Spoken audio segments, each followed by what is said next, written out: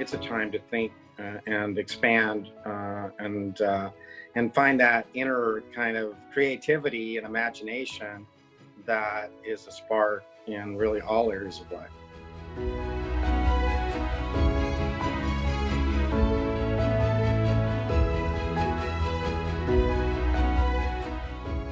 If anything, the COVID-19 health crisis has really helped a lot of educators at all levels to really understand that, innovation can be applied in different ways, and the opportunity to think creatively about how you engage students. That same mindset should apply even if we go back to the typical classroom environment. First of all, I think it is applying innovation to teaching or to leadership. If you're more on the administrative side, I think it's that willingness to think outside the box.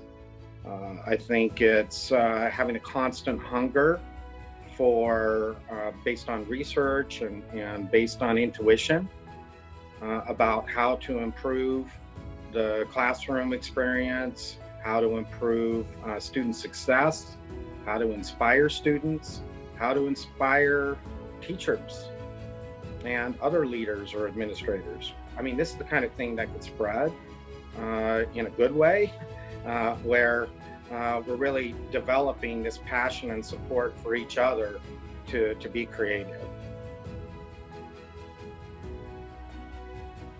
Because I watch so much of education feel like it's so traditional and so patterned that it seems like it's difficult to break out of that and to risk being criticized by doing something creative, particularly if it's not successful. I mean, look, if you don't try things new, you may never fail in that sense of the term, but you're also not going to really achieve and learn how to really impact.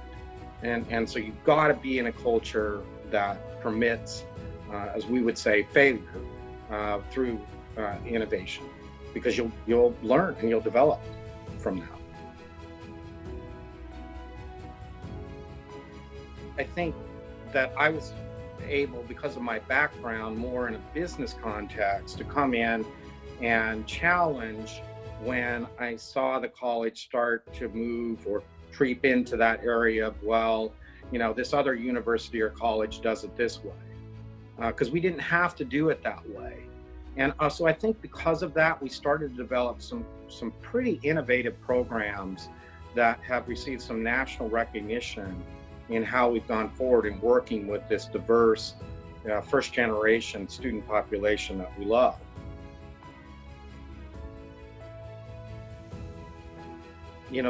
When you develop that inner creativity that we're talking about, I mean, that has so much value beyond career, which is also very important.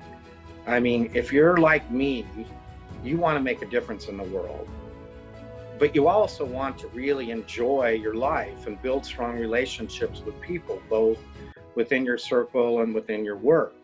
And, having that inspiration build in you as a person, which I think, investing in yourself to build those kinds of things has so much more value than only your career.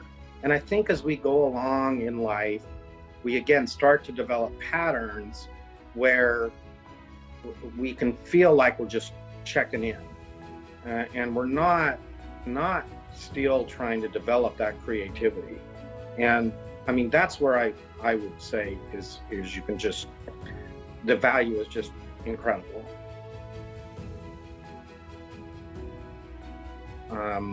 It was the really opportunity to think about, even my own personal core values, what those are. I think a lot of times we don't think about those. And we think of that as maybe some sort of business thing that we do.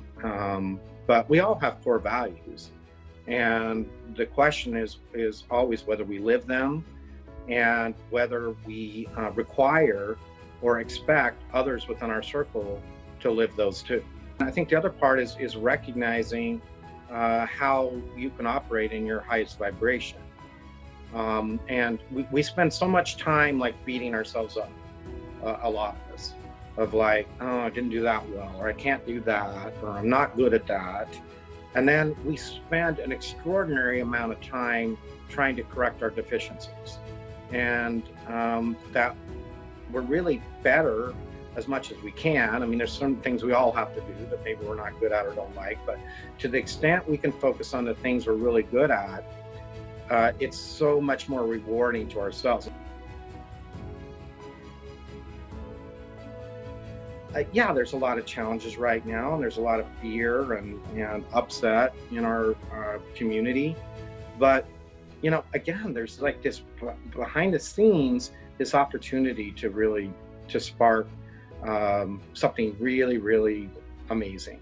So I see that happening. I think the only question is at what level.